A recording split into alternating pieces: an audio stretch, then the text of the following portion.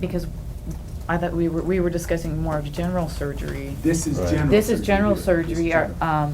This We're does still not- pursuing the orthopedic. I mean, we just lost. Orthopedic We just surgery, lost the surgeon. Dr. Ollier's on the process of bringing a friend of his out to take a look at our hospital. So it would be wonderful to have both.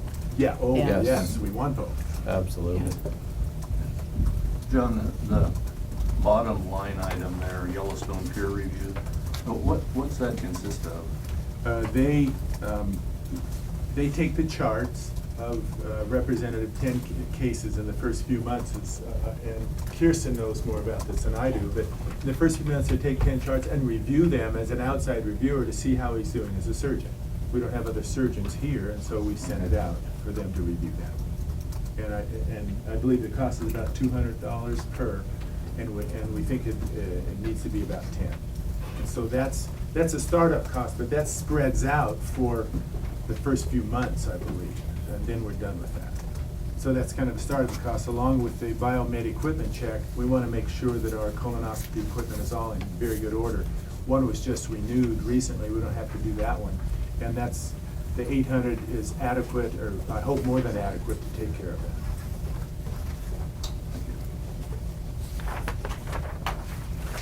Was there anything else in the budget that was discussed?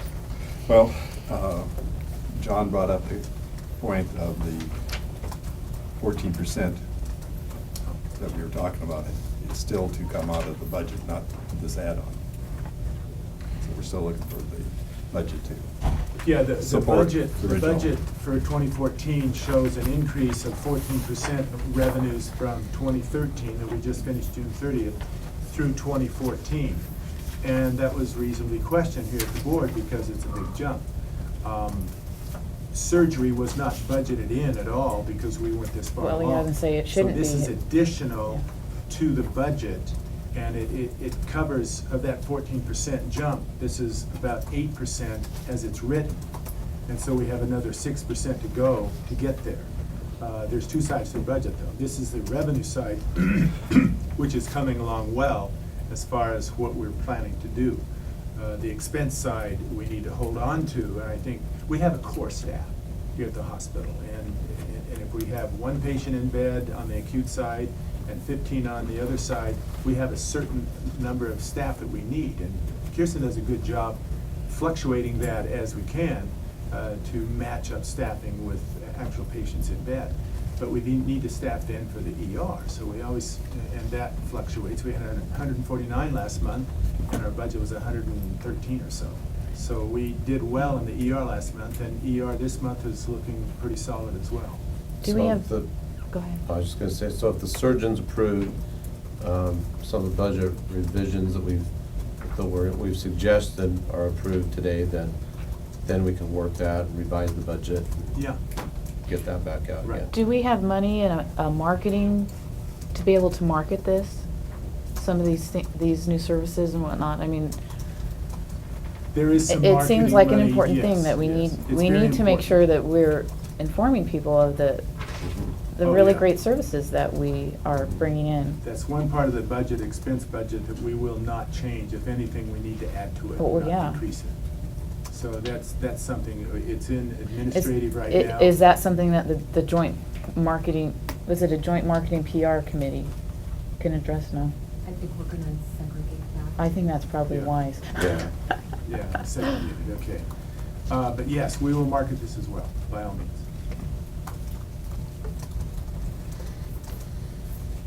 Equipment list. Does we have everybody an have one? equipment list. Let's, Send out a you have some copy. more? It looks like this. I have one somewhere. There's some more right here. Okay.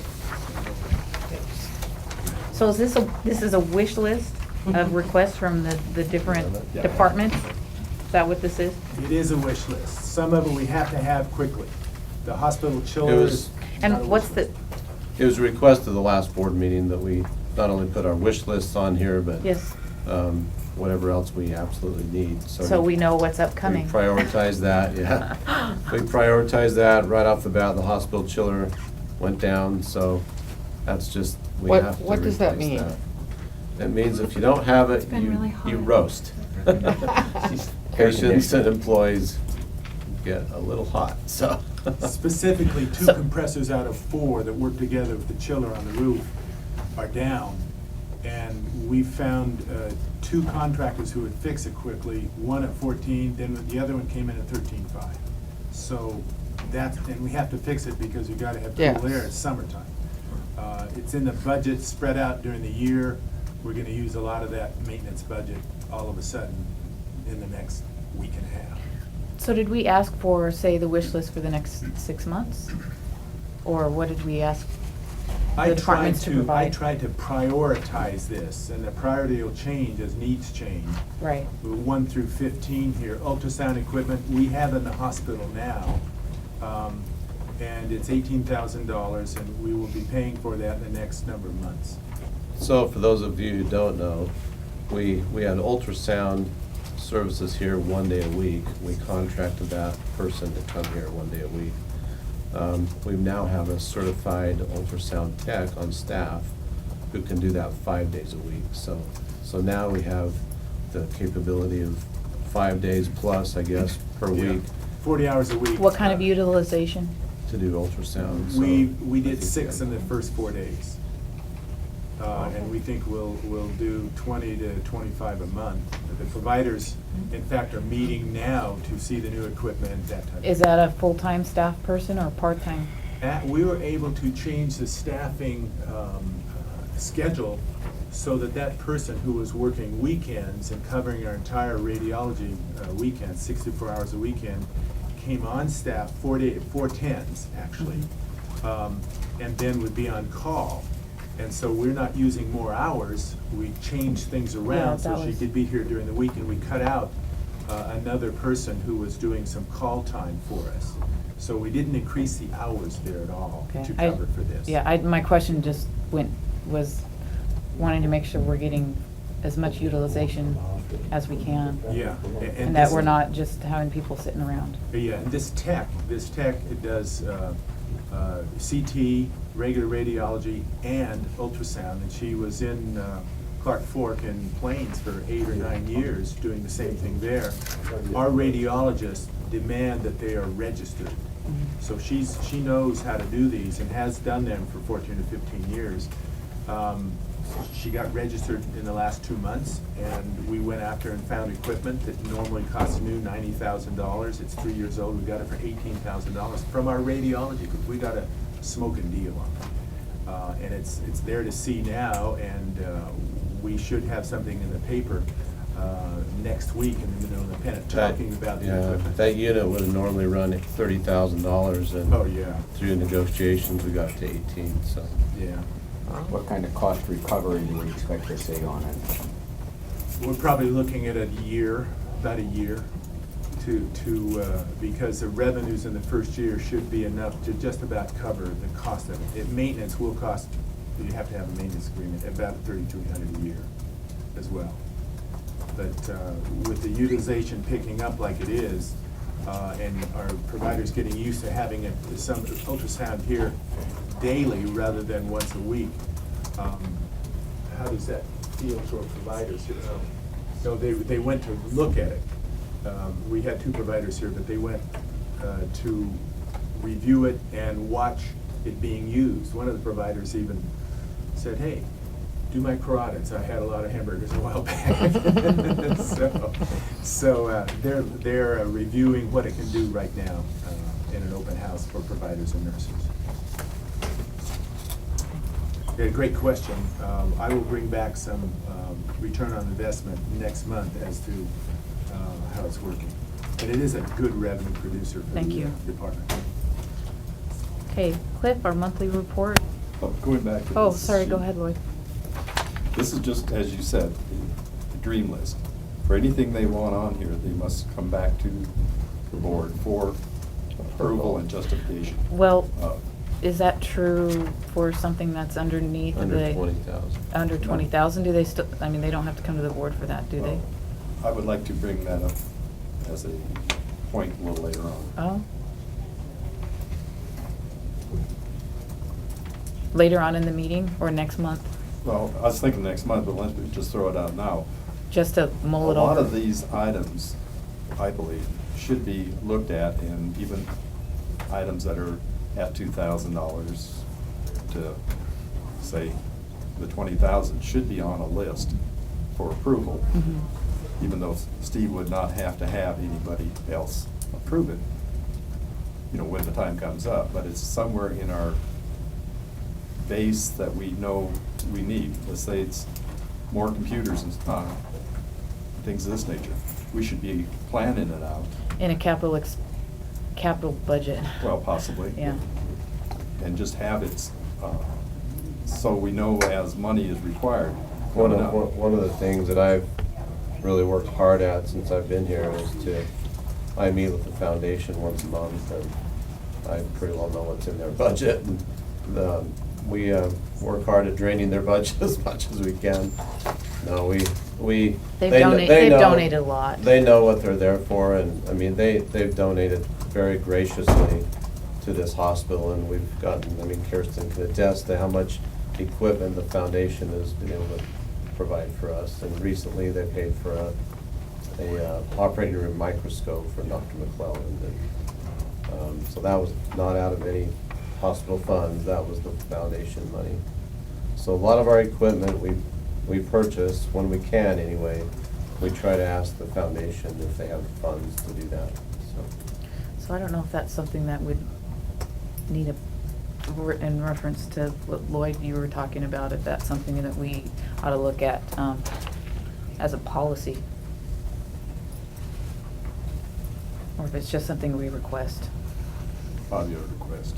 Yeah. Well, Amy, normally not normally, but what can happen is that the board approves the capital budget list, and then as they come up, you become informed. We go to you if you say, look, we want to have an ROI on this item, do we do that before we get it, and so forth. But once a year, we would most likely have the board approve a capital equipment list, and then as they come up, if you say, we want ROIs on anything over this amount of money, then we do that for you. So that's another way to handle it. I like ROIs. Yeah. I like to see more of those. Well, the problem I have with that is if this is a Christmas list. Right. All right, then on here, there should be things that you really need. Right. And it should be separate. That the items that you really need off of this and can justify financially, et cetera, present that to the board for approval. These other items that we would like to have, but we may not be in a position to justify it or whatever until later on, should not be part of that list. Well, I try to do that with a priority list there. Number one, the hospital chiller would be number one. It's a maintenance item really, but it's an information, it's information to the board. We would have to do this without a board meeting because it's in the budget to maintain the hospital.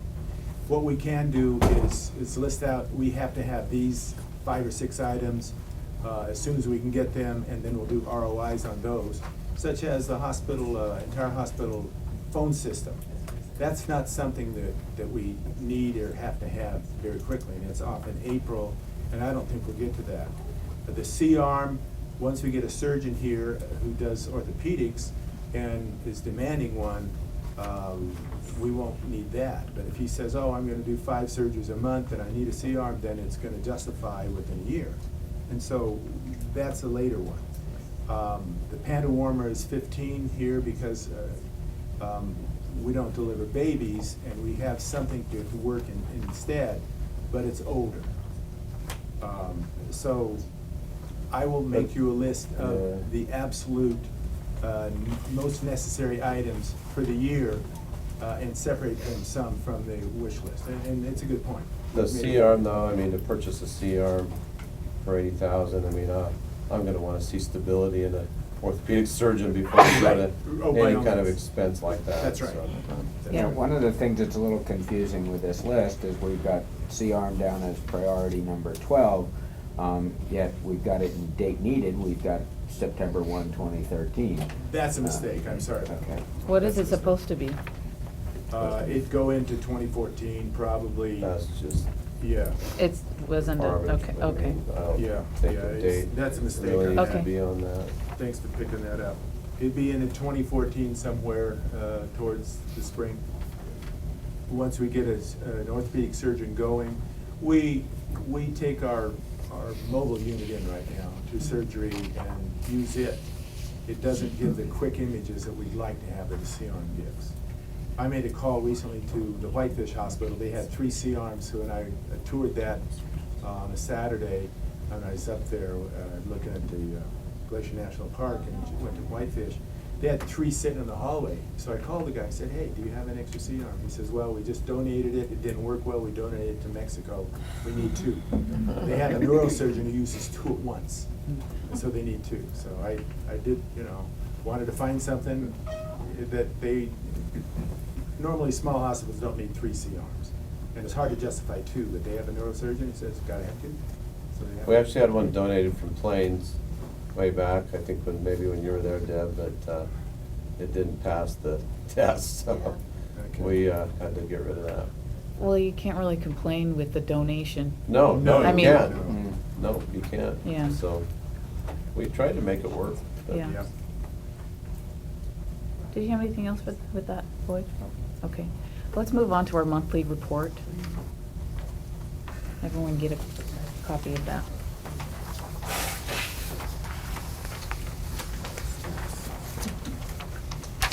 Do you have an actual one?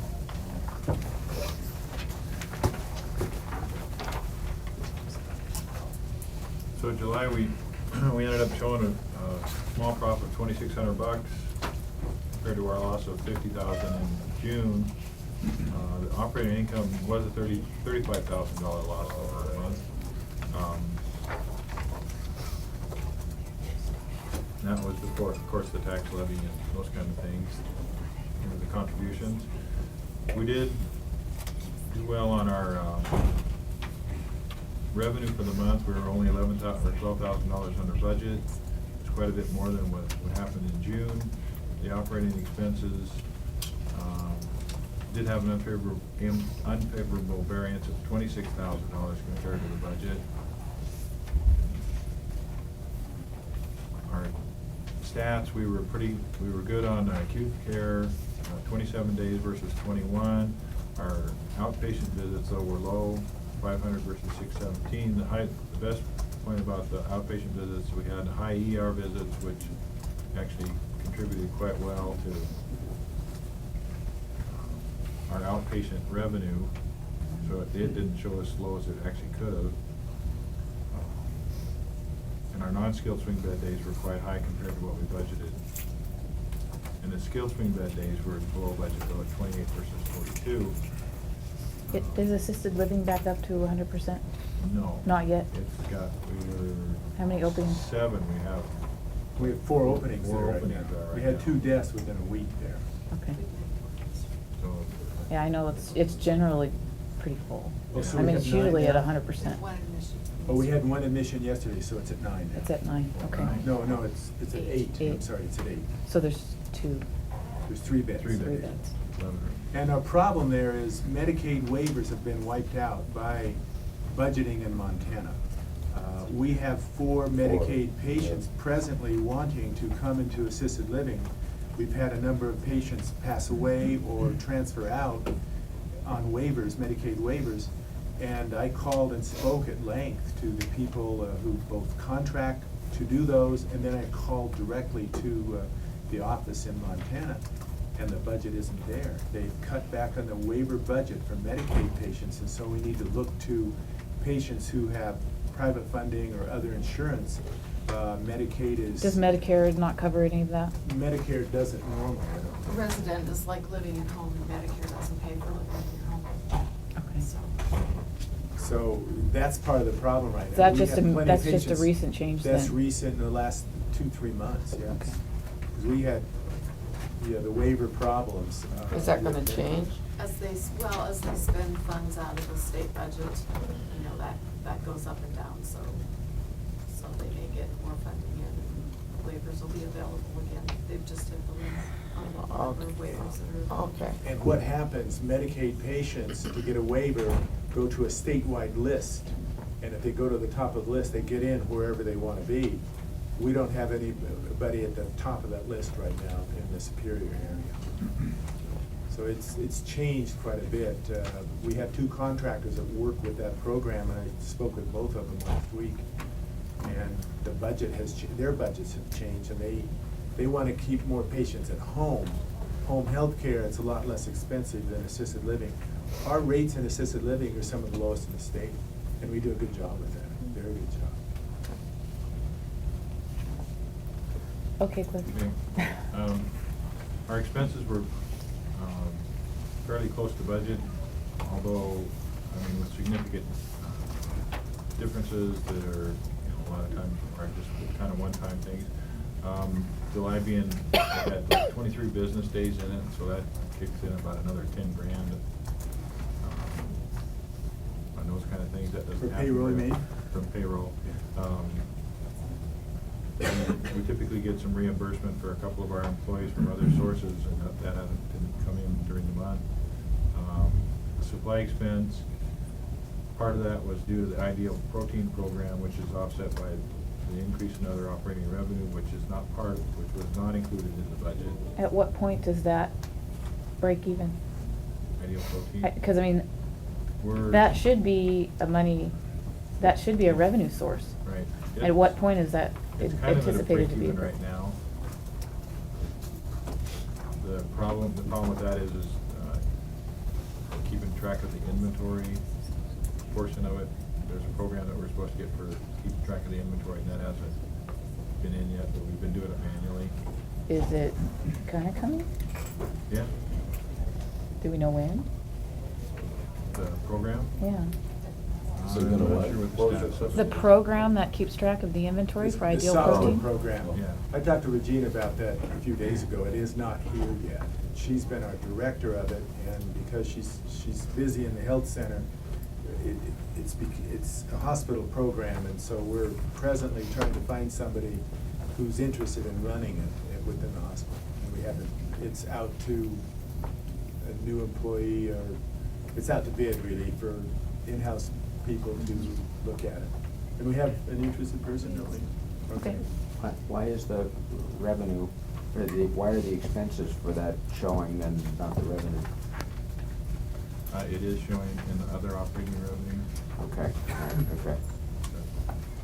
Kind of where you see that over budget, Okay. $6,800. And then we purchased our Milliman admission criteria for utilization review during the month of July, which lasts for all year. So between that and the Ideal Protein, that's what showed the supply expense over budget. Utilities is under budget due to the seasonal, it's cheaper in the summer than the winter, of course. And then repairs and maintenance, we had to repair the X-ray machine in July, which was almost that amount. We show there $8,400. So, anyway, it was pretty close.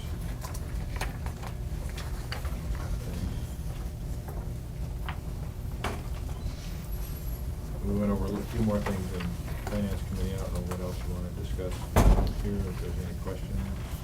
What was the recommendation of the Finance Committee? To go ahead and approve the financials for July. Do we have any other questions from the board? Okay, then maybe we can have a motion. I'll move we approve it. Thank you, John. A second. Carol? Okay. All in favor of approving the July financials? Aye. Any opposed? Okay, passes. Let's move on to our last financial business, annual renewal of workers' comp reciprocal line of credit. Okay, instead of putting up cash to our reciprocal that's ran out of MHA's venture program, we put up a line of credit, or a letter of credit for $36,250 to them to belong to that organization. And that's in lieu of cash. So I need a motion to approve renewing that letter of credit, and then a motion,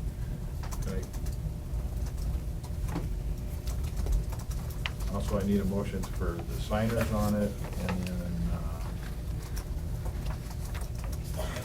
yeah, I mean, is there So any- what does that mean, to join the organization in lieu of Well, cash? well,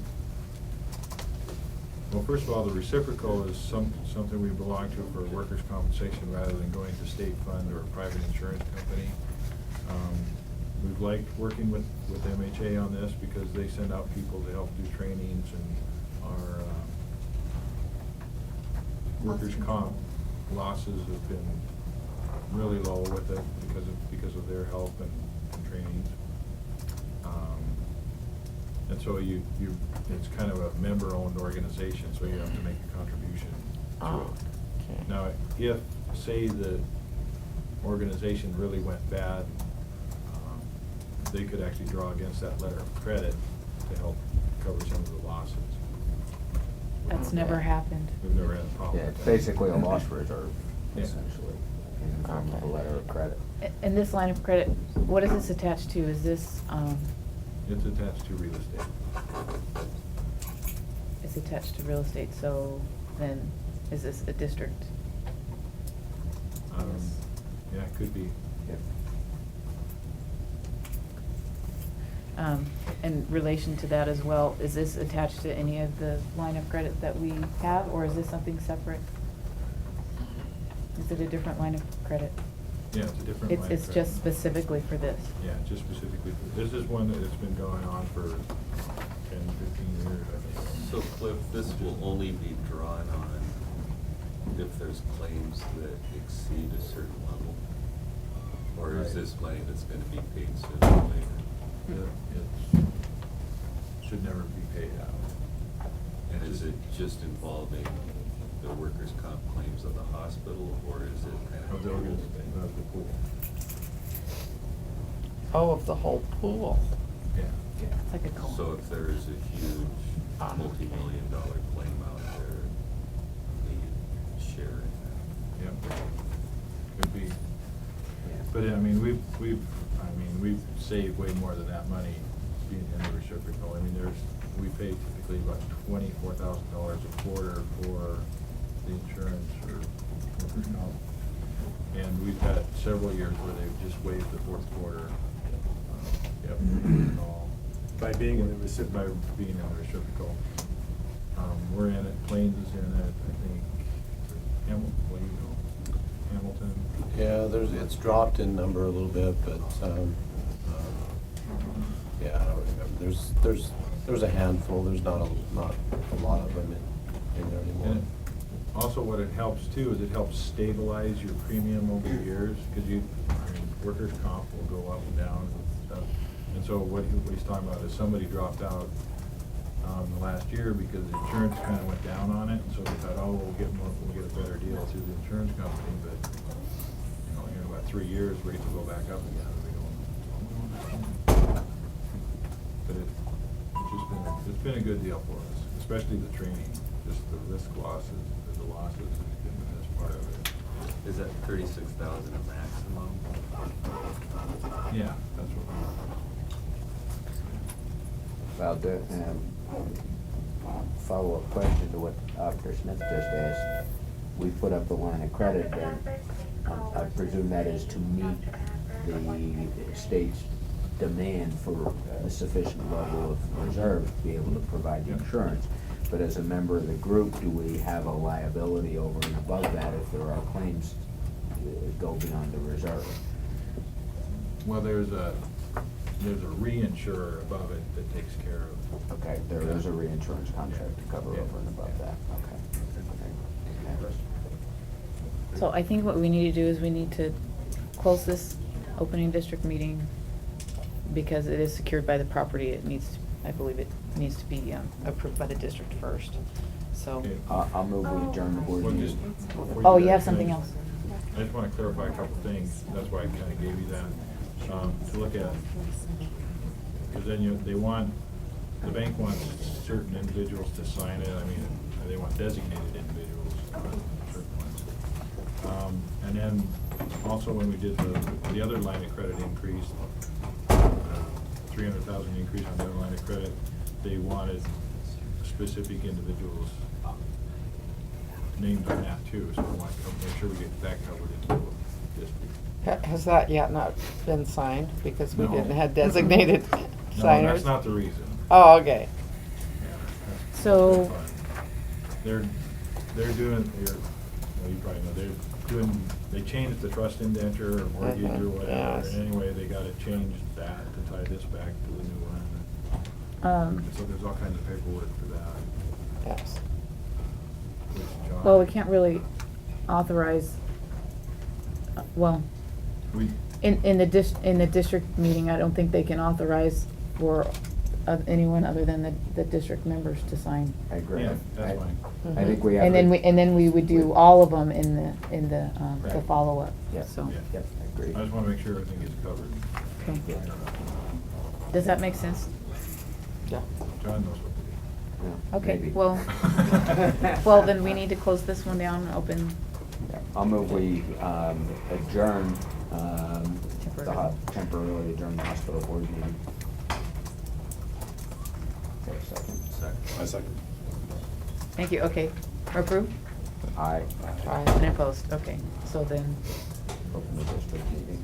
On the district, on behalf of the district, I would move that we renew the letter of credit for the workers' compensation reciprocal. And the other motion was made as far as the line of credit is concerned. But I think I would also move that District Director Jim Debris and myself be authorized as signers both on the reciprocal letter of credit and on the previously approved line of credit.